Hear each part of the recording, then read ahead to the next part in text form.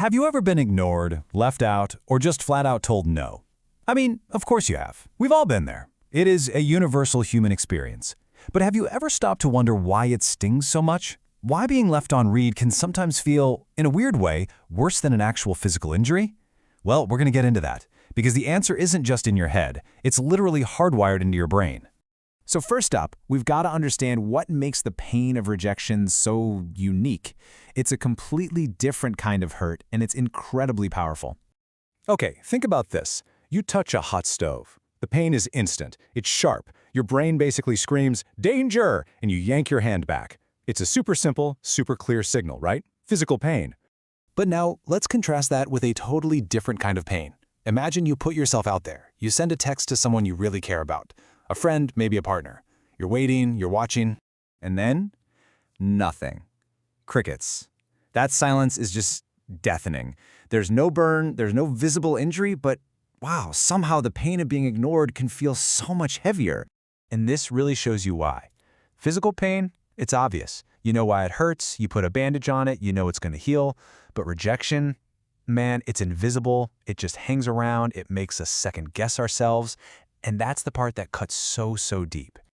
So this brings us to the big mystery. Is this all just a metaphor? Are we just being a little dramatic when we talk about a broken heart? Well, the science says absolutely not. It's real. And here is the truly incredible part.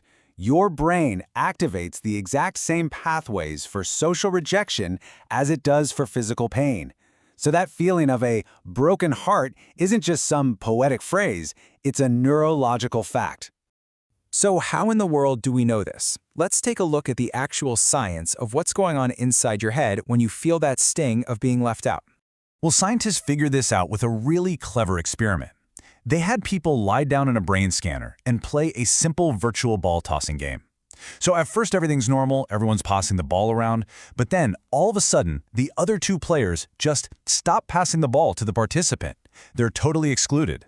And guess what lit up in their brain scans like a Christmas tree? The exact same regions that flare up when you feel physical pain. Now, the specific area we're talking about is called the anterior cingulate cortex. You can just think of it as the brain's alarm center. And what's wild is that it doesn't really distinguish between a broken bone and a broken heart. To your brain, pain is pain, period.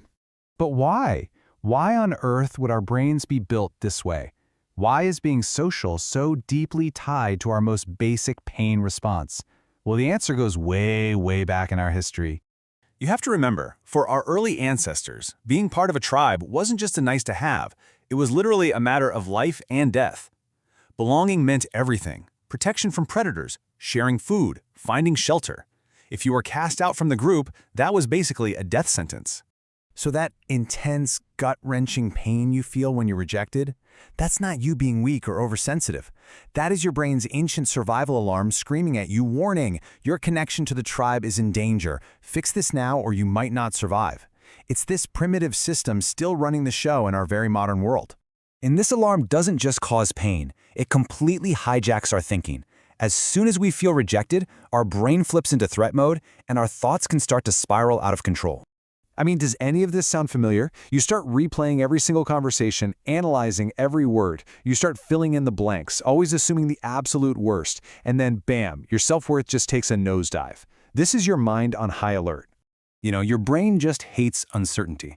So it turns into this frantic detective, desperately trying to solve the mystery of what did I do wrong? But here's the problem.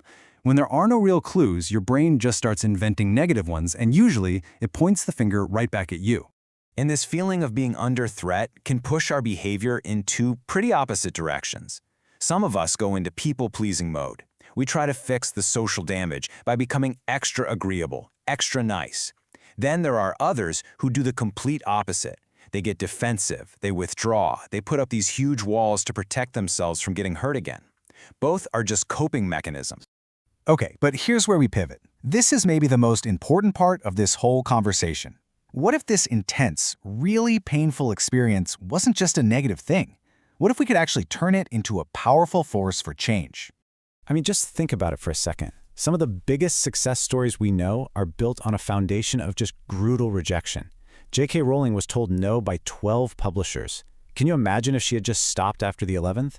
Rejection forces a choice on you. You either give up or you adapt and get stronger.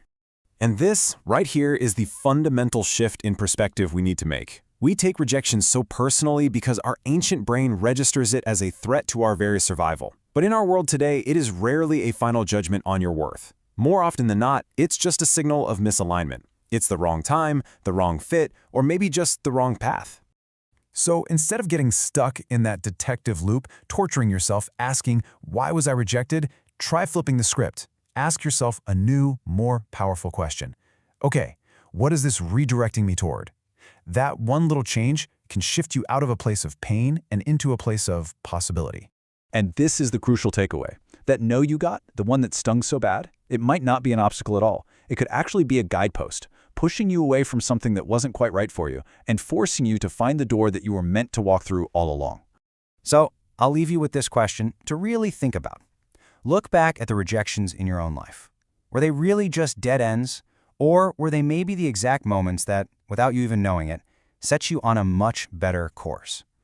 What if that pain was actually pointing the way?